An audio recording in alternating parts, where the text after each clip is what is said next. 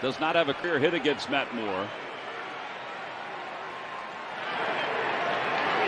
And a high fly ball to deep right center field. Could he have done it? Renfro's going back toward the wall. It's gone! It's number 300! Oh, my God. It has given the Phillies the lead. Oh, Bryce Harper has just hit his 300th career home run. He's done it in his 1,481st game, and the Phillies have taken the lead.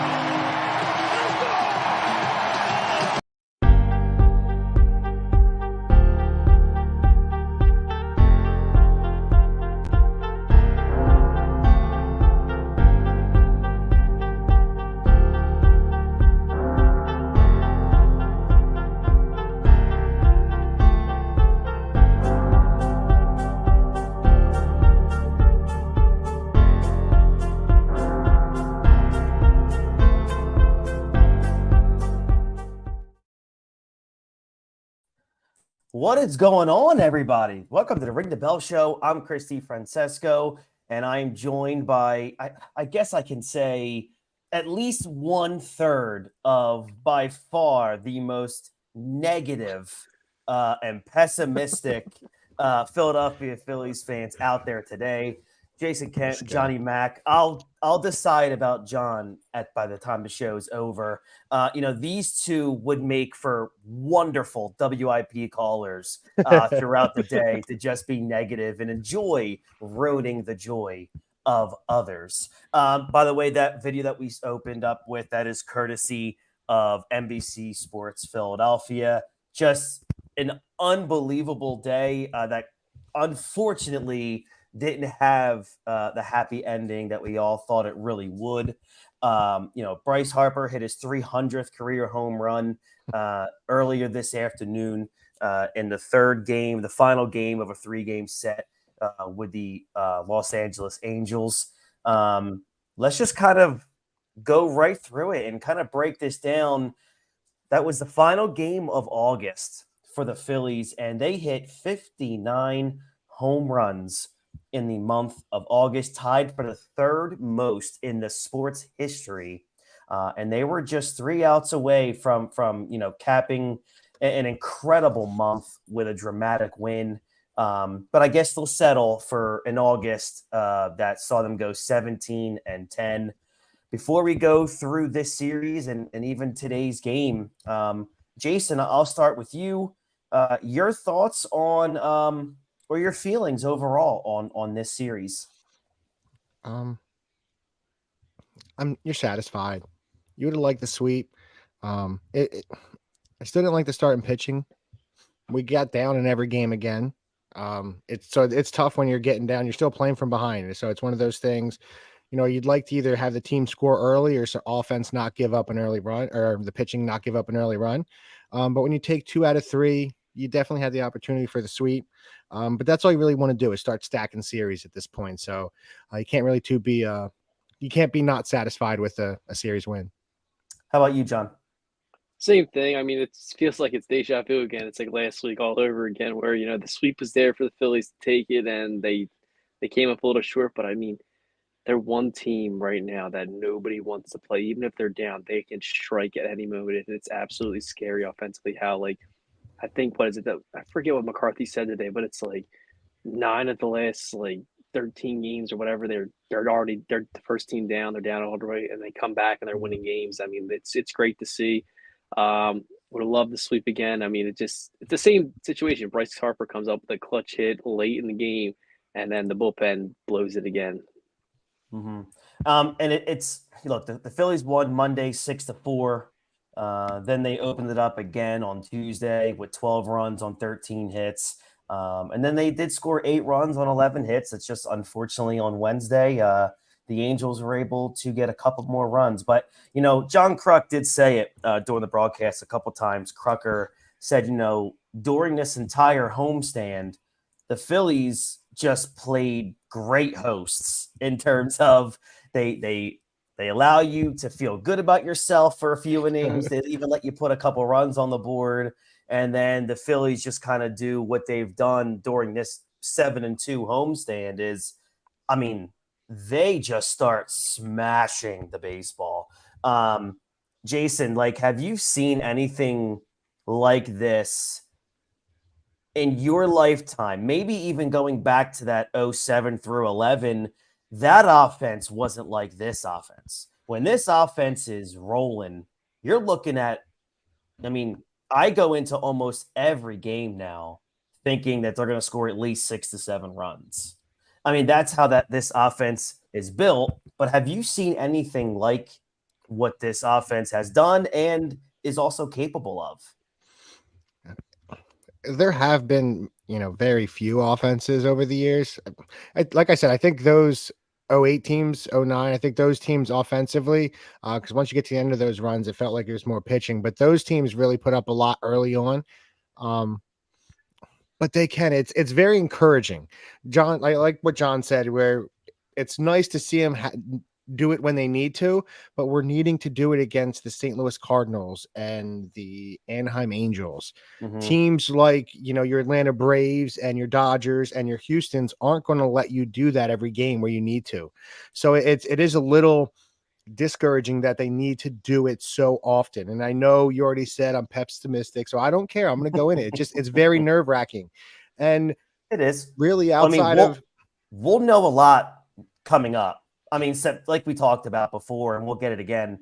I mean, you have the Brewers coming up, the Padres, the Marlins, the Braves. Like, there's a stretch coming up here, Jay. You're right. It's definitely going to be, one of those, put up or shut up, where you're coming off this homestand where you demolish teams and you were putting up at least 8 runs a game. You might not be able to do that against the Brewers, the Braves, and the San Diego Padres. But you're right. We're getting into a stretch here where you're right. Like, do it against better teams.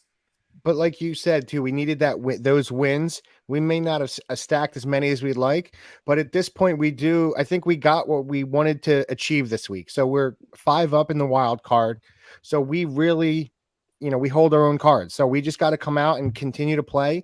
And like you said, over this next few games, you can't lose every series. You need to, you need to win some series, especially ones that are takeable, but you did what you wanted to accomplish this last week and a half and beating these teams that you're supposed to beat.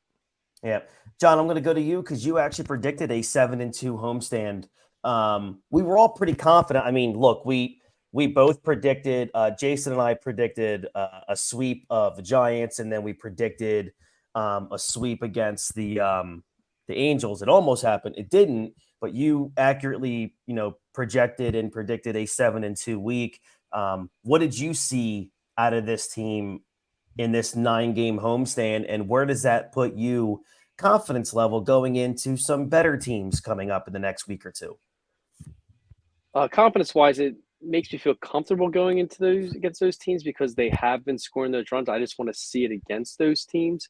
But like, I'm thinking like this is like those 2007, 2008 through 2011, like those teams where Jimmy Rollins said it best. He's like, we were fine. Like, if we didn't score any runs against the starting pitcher, we knew once you went to that bullpen, we were ready to score runs, and that's kind of how it feels now. Like they just know they're going to score runs at any point in time in a ball game. So hopefully it's building confidence for the team, and hopefully they can keep this going and get on an even bigger role when they play these better teams.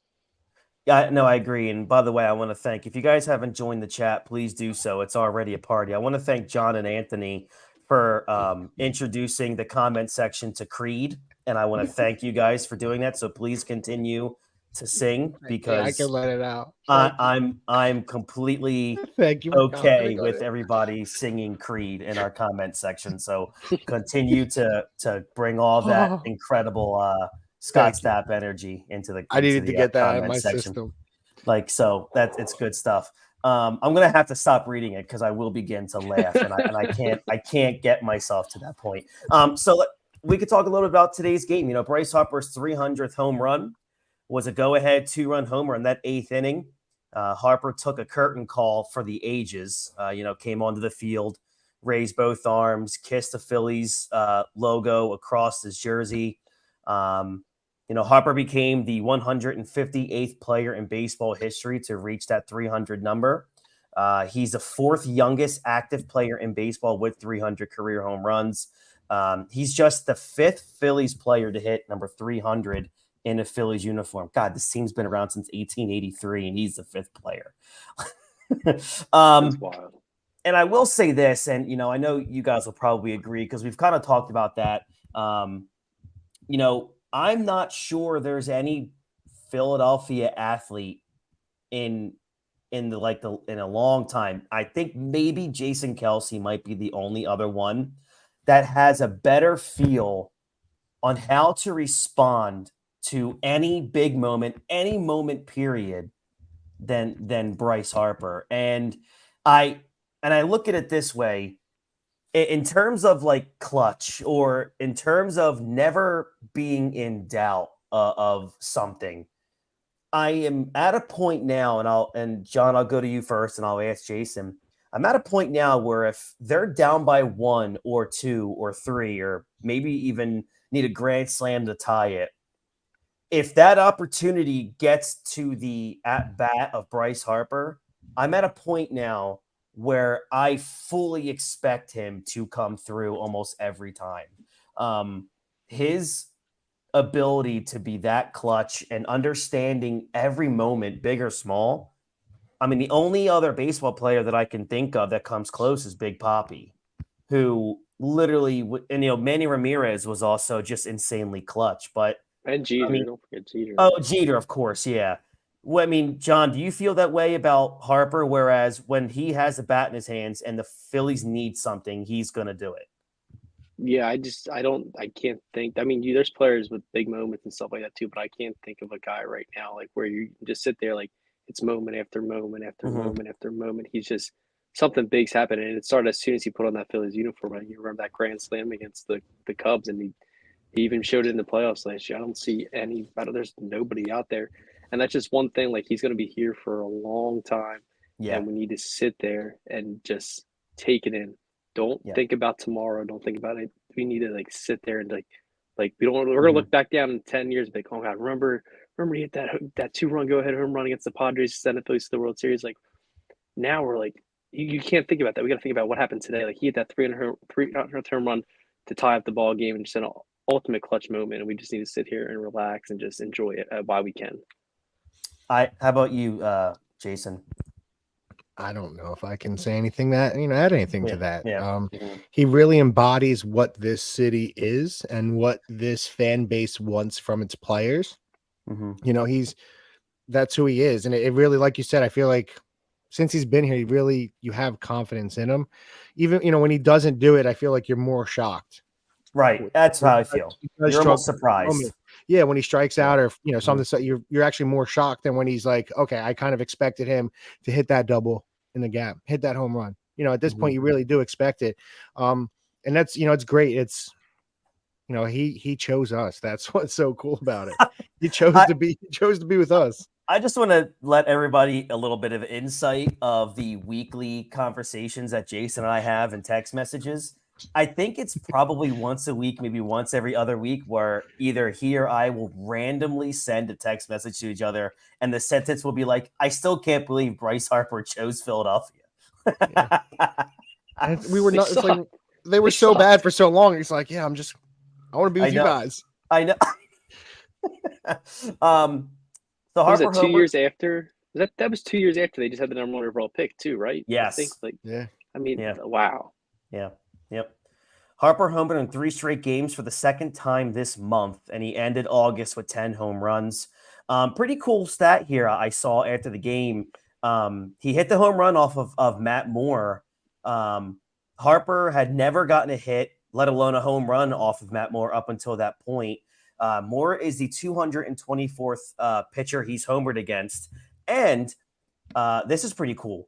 These two guys were number 1 and number 2 respectively ranked among Baseball America's top prospects in 2012. Pretty freaking cool. I actually enjoy that kind of stuff. So that was pretty sweet. The Phillies also are, I think they set a record as well. One of the records, or at least tied it. They are one of only 5 teams in the history of baseball that in 1 month to have more than 4 players hit 8 or more home runs. Schwarber, Harper, I believe Schwarber, Harper, Cassie, and Trey Turner are the ones that hit more than 8 home runs in August. Just an absolute wild month here. Just kind of piggybacking what else happened. Castellanos had 3 hits and a ribby. Garrett Stubbs had 2 hits. Johan Rojas hit a piss rod of a line drive. That was an RBI single. Brandon Marsh walked 4 times, almost walked a 5th time, had a 14-pitch at bat there in the 9th inning, but then grounded out to second base. Rough day for Christopher Sanchez. He only lasted 4 2/3 innings, allowed 7 hits, 5 runs. 3 of those were earned, 5 strikeouts, no walks. Craig Kimbrell took the loss bad, just a bad outing from Kimbrell today. It was really disheartening to see Kimbrell with that performance. It was just really pissed because you come off such a massive high with Harper hitting that go-ahead home run in the bottom of the 8th, and then Kimbrell. I mean, it wasn't like it was delayed. I mean, it was a quick. It was Kimbrell. Sucker punched the fans in the gut rather quickly in that top of the 9th inning. But look, it's not. And it made it worse though because you just came back with Trey too. Like you just got there with Trey. I know. Then they took the lead again. You're like, okay, man, and it's like, okay, Bryce handled it. We're good. And and like I said, it's not just all about Bryce Harper. Trey Turner brought them back from a 2-run deficit with that 3-run bomb in the 6th inning. And then again, Anthony Gregory Soto, who also looked really bad. Couldn't throw a strike. He allowed 2 runs in the 8th, and then Harper hits that 2-run homer that just sent shockwaves through 35,000 people. But again, man, Kimbrell was just unable to close it out. The first batter he faced in the 9th inning reached on a drop 3rd strike and then scored on a sac fly. And then with 2 outs, Kimbrell allowed a 2-run homer to Brendan Drury, which ended the scoring 10-8. Just really, really gut-wrenching way to end this game. Do you have any concerns, guys, about Kimbrell, or is this just one of those things? Just a bad day, just a bad day at the office, and unfortunately, it happened the way it happened. For a lot of the season, I thought Kimbrell was pretty reliable, but recently, not at all. I mean, the only guy I really trust in that bullpen is Alvarado at this point, and that's shocking to say after how many scares he gives you. I mean, I feel like before he'd just walk the bases loaded and get out of it. He's like, it's just scaring you, but he's been pretty lights out this season when he's been pitching. And I don't trust a lot of the guys in this bullpen. I mean, Soto was not the guy I expected him to be. Sir Anthony has not been the guy he's been in recent years. Sir Anthony's another one that's every time the ball leaves his hand, guys, I don't trust that it's going to go where we want it to go. I mean, he's been good, but I feel like he's pitching in game situations where the Phillies are down anyway. So it's not like he's pitching in a high leverage situation. Covey stinks. I mean, and then every other pitcher, it's guys are getting caught up left and right out of the minors and getting set back down. So it's really, I feel like they just don't, that bullpen's always going to be an issue here until they find somebody that they can just truly rely on who can be a top closer in this league. Yeah. Just before I continue, we all know what the Angels are doing. I mean, they put really good players on the waivers. If you're the Phillies, Jay and Mac, do you go after a Grichuk or a Renfroe for this final couple months of the season? I mean, what do you have to lose at this point? I don't mind what we have right now. Okay. I think we're pretty okay. Like, do you go after a Matt Moore? Yeah, I would. I would say more pitching. Yeah, I would definitely wouldn't go hitting right now.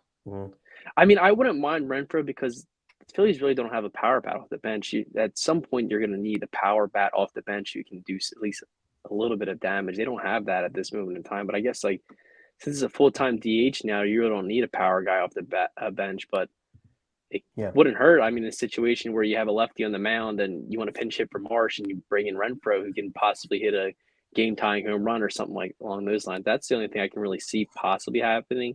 I think Richard really isn't a power guy. I think so he's an all right player. He's a platoon player type guy, but I feel like they have a ton of those guys already on this team. No, I agree. All right, so before we get into everything else, I think it's time to take a quick break and pay the bills around here. And look, fresh ball fall is upon us, and you need to be in the festive spirit. Light a candle, be like me, get some pumpkin spice, make sure your balls look nice with the sponsors of today's show, Manscaped. Nature may clear the leaves of their trees, but you'll need Manscaped to help get you ready for that sweater weather. Get your pants puppies prepared for cuffing season with a trim as refreshing as a fall breeze by going to manscaped.com using our code baseball20 for 20% off plus free shipping. It's time for nice flannels and cozy socks, but we can't forget to trim our balls. By now you've heard of them, but it's time to join the 9 million men worldwide using Manscaped and get the kit that covers it all, the Performance Package 4.0. It starts with the Lawnmower 4.0 trimmer with advanced skin-safe technology that reduces nicks and cuts to make raking the leaves a lot less painful. Plus, the lawnmower is a technical masterpiece. It has a 7,000 RPM motor, a multifunction on-off switch that can engage a travel lock, and a built-in 4,000K LED spotlight to help you see parts of your body that maybe you haven't looked at in years. Once you've cleared the driveway, the Performance Package comes in hot with products to cool you down. The Crop Preserver Ball Deodorant and Crop Reviver Ball Spray Toner, one to prevent stink and one to clear it up. With a soothing aloe vera formula, Move Over Pumpkin Spice Fresh Balls are the smell of the season. The Performance Package 4.0 caps it off with 2 free gifts, the Manscaped Boxers and the Shed Travel Bag. That's one to hold your Manscaped goodies and one to hold your man goodies. Bring in the fall right and get 20% off and free shipping with the code baseball20 at manscaped.com. That's 20% off with free shipping at manscaped.com using our code baseball20. As the leaves fall, make sure you have it all at Manscaped. All right, guys, we are back. Now, boy, I love that. That was fun to read. So the Phils finished their homestand 7-2 and are 74-59. Right now, they'll end the night no worse than 3 games ahead of the second wild card team. And like we talked about at the top of the show, boys, August, what was a month that we all wish, especially the Phillies, would never end. Again, the Phillies went 17-10, 59 home runs, 13 more than they had in any month ever. They led the majors in homers and slugging percentage and ranked second to the Atlanta Braves in runs scored. It was just unbelievable. The Phillies have scored 99 runs in their last 13 games, which is an average of just under 8 per night. Turner, like we talked about, is just as hot as Bryce Harper. He's hitting 370 in his last 23 games, 19 extra base hits. His OPS is the highest it's been since April 23rd. Just unbelievable. The majority of the damage that was Wednesday was done by Turner and Harper, but Cassie and Stubbs, like we said, also had multi-hit games. Brandon Marsh is hitting 290 with a 381 on-base percentage this season. Like, unbelievable. Over the last 13 years, Harper is the only Philly to reach those kinds of numbers over a full season. It's been 13 years for another player besides Harper to hit 290 with a 380 on base percentage. We haven't had some good teams, though. So thank you, Dave. Thank you, Dave. Thank you. Thank you, John Middleton. Really, though, the hot streak, dates much farther back, though, as we've been talking about this for a while. The Phillies are 49-27 since June 3rd, trailing only the Braves, who are just like as unbeatable as you can be. I think that was a trivia question answer that I kept hearing a lot today. Which was what? Who won the division last year? And I just wanted to. Oh yeah, I know. And then I understand. However, but we're still behind them this year. Okay, I just wanted to check. That's all. I know, and it's okay because the Phillies again, like last year, we'll just beat them again in the playoffs. So I'm agreeing with you that. I'm not gonna lie. I think the name Braves should be illegal to say on this podcast. Shut up. I'm there with you. I hate them. Well, cool. I see what you mean. At everything they stand for. I agree. Although I would love for my franchise to build a team like they build a franchise. Again, like I said, they own since June 3rd, they only trail the Braves in record and run differential. They do rank first. This is something that's really going to piss off John. John hates facts and stats, so they rank first in Major League Baseball since June 3rd in team ERA, third in batting average, fourth in home runs and OPS, and fifth in runs. So John McElroy, who doesn't want to credit the hitting instructor or the pitching. No, Kevin Long. I think Kevin Long is great. I think it's the pitching coach. He doesn't impress me too much. Yeah, I know. It sucks to have the highest team ERA in baseball since June 3rd. The highest? I'm sorry, the best. So Christopher Today Sanchez looked like the highest. Today was not the best. Christopher Sanchez, speaking of not the best today, his string of solid starts came to an end. He gave up 5 runs in those 4 2/3. Falling short of completing 5 innings for the first time in a dozen starts.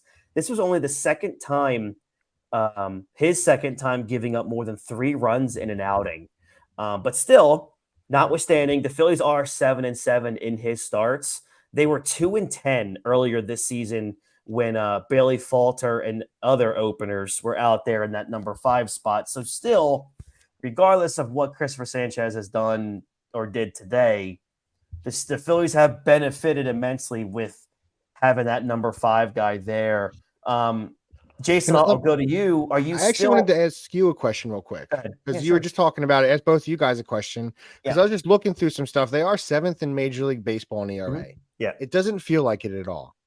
Is that the sign of the new baseball with all these rule changes? Pretty much that this has to be the new norm now than all of these runs. Because I feel like the lowest ERA this year is 3.6. Last year it was low 2s. The year before that it was a 2.0. Yeah. Well, I mean, I was just showing you. I sent you the photo of the Cy Young race in the AL, and it's both pretty much not good. That's what I mean. It's between Luis Castillo and Garrett Cole, and they both have an ERA of 3. Like that. Like that's where McClanahan would have won it if he didn't get hurt. Yeah, I agree. Yeah, I mean, Sonny Gray is going to be right there too. Sonny Gray's been pitching really well, but that's again, maybe you're right, Jay, with the way pitching is now. Maybe that's what you shoot for is somewhere between 3 and that mid 3s. Because this doesn't feel like a team. It doesn't. When you're like 7th in baseball in ERA and first since July or what was it? Whatever that's it's like that seems second. That does not seem accurate at all. I know. They don't have a single guy with a sub-3 ERA, which is crazy. And their bullpen they're all in the high 3s and 4s. So it's it's crazy. And look, I joke around and text and tone. Text doesn't always prove what my tone is when I text things about their pitching staff being so good. But yet when I watch these games, I go, my goodness, I don't understand it because it doesn't feel that way. When I'm watching like Zach Wheeler, I feel like, all right, he's really good. Nola, the past few starts has been so dominant. That's where I feel like, oh, they've been really good. But then like after that, I feel like Taijuan has been really bad for a month. Christopher Sanchez doesn't really get out of the 5th inning. Ranger, I feel like, has been teetering between average to below average. And then here I go on and I check stats, to be up to date what's going on. And here I see they have the 7th best ERA in baseball, the best ERA in baseball for 3 months now. And I'm thinking, boy, that does not, that reality is not my perception when I'm watching these games. And John, do you kind of feel that same way? I mean, if you would after Saturday and Sunday, like you sit there and you're like, yeah, like these guys look awesome. And then you sit here and you go the next 3 days and you're like, like what's going on here? And I mean, all season, I mean, that might just be the new way of baseball. You got to think about the bases are slightly bigger. You can be able to slide a little further. Mm-hmm. Pitcher can only pick off twice now, and then the third time you have to pick him off where he gets the base. So there's always a guy in scoring position. So now it only takes a single for somebody to score. So I think it's just going to be and pitch clocks, everything. Everybody says like, oh, that's your pitchers. You need to grow up and everything. I mean that for guys who pitch like that their entire careers. I mean it's going to bother them where they can't do the same thing they've always been able to do. They got to speed everything up. It's going to be an adjustment for now.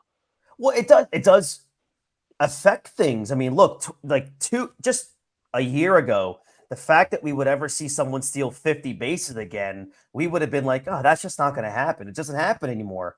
Like, you look at guys that get 25 stolen bases and we're all like up in arms, like, wow, that's amazing. 25 stolen bases. But now you got guys that are now stealing 30, 40, 50, 60 bases again.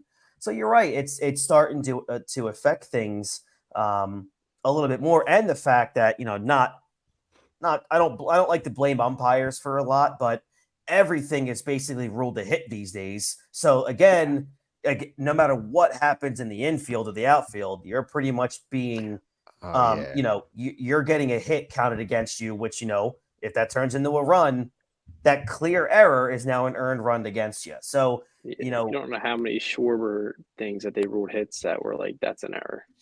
I mean, there's been a few Trey Turner ground balls that they've ruled. No, I'm not talking about. I'm talking about in the when he's in the field. Oh yeah, I know. Yeah, we've talked about that before for sure. All right, so moving forward now as we hit September, man, I cannot believe we're already in September.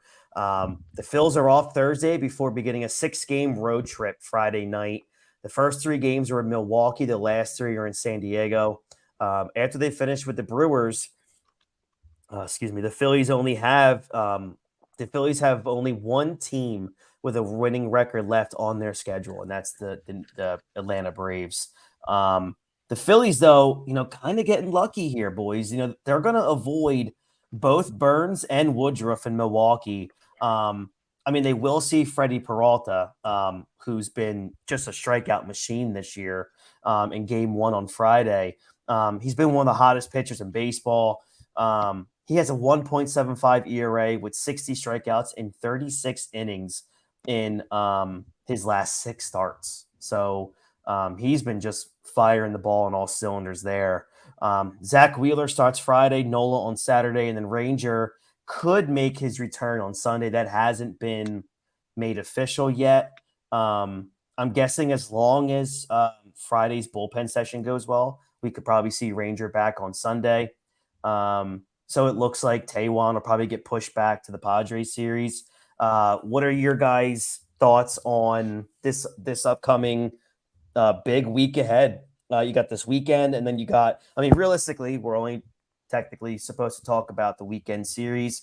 But real quick, before we get out of here, let's kind of, your thoughts on this weekend series in Milwaukee, and then maybe we can touch on a little bit your expectations or maybe worries about heading out to San Diego at the beginning of next week. Jason, I'll start with you.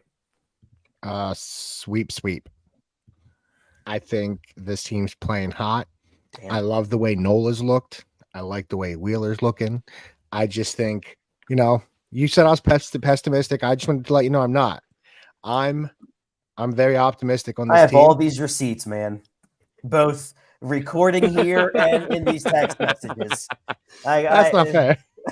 I think they're set up well. I do.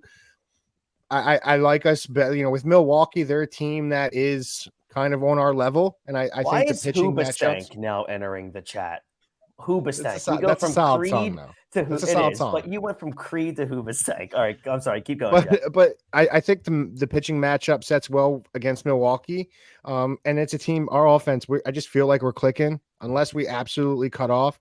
I think today, Bryce might say something to him. It's got to stink for him to hit his 300th, and then we blow the game. I think a lot of people in the locker room will probably be upset with that one, and I think they're going to come out this week and still mash, and bats are going to be hot. Schwarber will hit 4 home runs and hit 125, so it'll be a good week. Yeah. You're right. August 32nd begins on Friday, so I expect them to continue rolling on through the next month. The Brewers, their lineup really outside of Yelich and Contreras really isn't that good. I think we lucked out with the pitching matchup. I do like Wheeler and Nola going in Game 1 and Game 2. And if Ranger comes back, I trust Ranger in Game 3. So I predict a sweep as well. Yeah. Let's go. I mean, We look, might be two of the most optimistic people in this audio recording. this is the most fraudulent predictions that I've probably have ever dealt with. I'm an honest guy. I give my honest opinion, and that's my honest opinion. I'm an honest guy, just giving my opinions, which could be completely lies, but it doesn't matter because you're an honest guy. So yeah, I'm also I'm only going to work off of this weekend, and I think it's going to be a sweep. I think this is you know what? It's a great point you said, Jason, about this might have been one of those games where Harper is the kind of guy who says this can't happen again. Like it just can't. Like this is one of those games where if we have our foot on the throat of a team, it's got to be finished. Look, again, we're not going to catch the Braves. I understand that, which is fine. It doesn't matter because we'll beat them in the playoffs anyway. But regardless of that, it's one of those things where you almost want the Phillies to be like in a category of their own when it comes to this wild card in terms of let everybody else fight for second and third. I want the Phillies to have, that 5, 6, 7, 8, 9, 10 game lead on the wild card. I want them to run away with it. And I really want them to be the kind of team now where I'm going to be almost shocked when they lose a game like that. Not shocked, but it's going to be one of those things like, wow, the Phillies lost this game. I'm not happy about it. And, we're in September now. And, regardless of, other co-hosts on here, I've said before, when I complain about April and May, maybe people don't look at April and May as that important like I do. But I agree with you. When you come in now to September, every single game means something. And I'm going to treat it that way. I know, people have gotten on me before so many times where, it's baseball. You can't live and die with 162. I'm sorry, I can, and I do, and I'm going to now, because I think this team, I think they are that team, and I'm going to make that again. I predicted it in March, and I'm going to reiterate it now. This team can win the World Series. This team can 100% roll through the National League, getting to that world. I really believe it. I think they have the players, and more importantly, they have that mentality. And I think an ending like today was unacceptable. And I think players like Kyle Schwarber, Bryce Harper, they're gonna let other players know this is unacceptable. We can't do that. We just can't. And I'm looking forward to September, and I really can't wait. John? Oh yeah, I agree with you. I mean, 162 games. You look at the last 2 seasons; they've had horrible Aprils and May, and they explode in June. If you don't have horrible May, they were able to losing record going into June, right? Yes. Yeah. So they were 7 games under 500. I think they're exactly where they were last year, right? Yeah. You don't go into that 7 games under 500. You're not fighting for a wild card spot right now. You're fighting for the division. Contention for division. You're pretty much wrapped up for a wild card spot at this point, but you're fighting to win the division, and I want to win a division. That makes it more exciting. Getting this first wild card, oh, great. Yeah, the last 5 games of the season, we're going to just sit here and just oh, yeah, we'll rest all our players. No, sometimes I want to be fighting for that division at the end of the season, get me ready for because that's almost like postseason baseball. Mm-hmm. And hopefully next year something can change where they figure it out.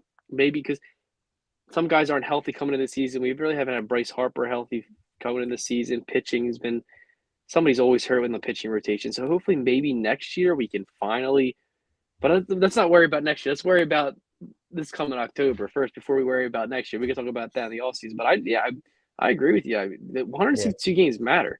They do. Mm-hmm. But I expect them to make a push in the playoffs. They have one of the best lineups, if not the best lineups in baseball at this moment in time. Yeah. Their pitching is, as you say, it's the 7th best in baseball, so they can compete with everybody. And I don't see the Dodgers or the Braves, the B words. I don't see them I don't see them being much better. They just have been better all year long. That's the difference. And I'll say this, and I'm sorry, I know it was your turn, Jay, and I apologize, but if you don't have a bad April or a bad May, you could only be 6 games out of a division lead right now. We should have a winning record. We should be much. I don't want to hear 6 games. You know, we were. You said I don't know. 7 games under 500. We But should have at least been 3 or 4 over at that point. What And I that what I puts mean much by better. that is they're 13 games out now. If you're not 7 games under 500, you turn that around, you're in a race to the end of the season for the NL East. With Like, 6 that's left. Two series against the Braves still left, right? Yeah, 6 games left against them. It's so when you sweep the Braves, then you're right there. You hope they lose a couple games here and there that you don't. You know, it's maddening. But that's why I hate it early in the season. Like everybody, it's still like I'm so tired of that. I hate it. Like you have to take those games because now, like you said, that first, you know, even if we have that wild card lead, you rest some players, but wouldn't you rather just have off so you can rest those players much more? Your home field advantage throughout the playoffs because now you're in contention for the number 1 overall seed in the National League. So it makes it so much easier of a path that early in the season you need to be playing hard. I don't want to hear, 7 teams make the playoffs. Yeah, but not every season's going to be like last season where you're going to backdoor your way in and get to the World Series. It's not going to be like that every year. I bet Mets fans were saying the same thing, Joe. Like, it's April, May. Now, look, July came around. Look what happened. You didn't get hot at all. It didn't matter because maybe if you were hot those months and you had a cold June and July, you still would be in contention for it. Now you're completely out of it. Look at the Angels. They were buyers. They got hot near the deadline. They decided they were gonna be buyers at the deadline, and then it completely backfired. Out the back door there. So. And like I'll say this, and this is my opinion. I don't know anything for sure, but we might not necessarily be thinking about a division right now. But I'm willing to bet $1. I'm willing to bet that those in that locker room are thinking about making a run at that division with the way they're playing right now. I don't think they're sitting there saying 13-game lead. Let's just make sure we take care of business now and we can get ourselves in the playoffs. Yeah. It's not impossible. It's not impossible. But I think they're one of those. I think quite improbable. It's improbable. No, I think it's definitely improbable to me. But I think in there as competitors, they're probably thinking we can at least make them sweat a little bit, maybe. Depending on how you sweep on the end of the season and maybe they lose they have a bad September. It's very possible, and that's what they do. If we keep winning, they have a bad September. We sweep them, we can still win this. We can still win this division. That should be their mentality. They should want to win every single game. Listen, I think you've been around. They've been around long enough. Harbor and Schwarber are thinking, let's not even worry about that. They're not even thinking about the division. They're thinking, let's take it a game at a time. Let's just get to the playoffs. I don't even think they're thinking division. I don't even think they even, at this point, there's no real, you're 13 out. It's not like, what was it, 07 or 08 when they came back with 7, like you're 7 out then. 13. Yeah. I don't think, I think they're just focused. Let's get everybody right. Let's keep these bats hot. Let's get to October and then let's get it done this season. I agree. And I understand that, but I will say, the Mariners just had a 21-win month. So when, the Phillies are a better team than Seattle built-wise, it's not improbable for the Phillies to maybe pull off a 19 to 20-win month with the way this schedule turns out. You got Atlanta for 3, St. Louis for 3. You had the Mets here with a 4-gamer. The Pirates for 3, the Mets again at the end of the month. Again, if you guys are talking about them really taking care of business against the Braves, you could be looking at an 18 to 20 win month.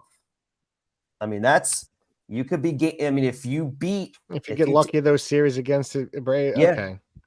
Yep. So I'm just saying it's there when you're playing the Braves as often as they are in September. There's a possibility, man. You switched me over. I'm about it. Let's go. We're going division champs. That's when I think about it. That's when I get a little scared because sometimes you get too hot. I agree, but I'm just saying, John's going to be doing our TikTok soon. So if you want to clip, John, clip what I just said. The division is there for the taking. Just saying. September is a time to start gaining some ground, and I really think there's a possibility. Maybe call me too optimistic. Whatever, but I think this team is getting hot at the perfect time, and it's a lot of fun to watch. So Thank you, everybody who tuned in. I really appreciate it. As always, we'll be back here Sunday night, hopefully after a sweep. That would be absolutely spectacular against the Milwaukee Brewers. Follow us on Instagram at ringthebell856, on Twitter at ringthebell856, and if you're on YouTube, it's also at ringthebell856. We do our best to make sure it's uniform and easy for everybody to find us. Head over to SeatGeek.com right now. Use our code on the bump for $20 off your very first ticket purchase. Again, SeatGeek.com. Our code on the bump for $20 off your very first ticket purchase. All right. Any other updates coming? We will definitely let you guys know. But if not, we'll talk to you guys on Sunday.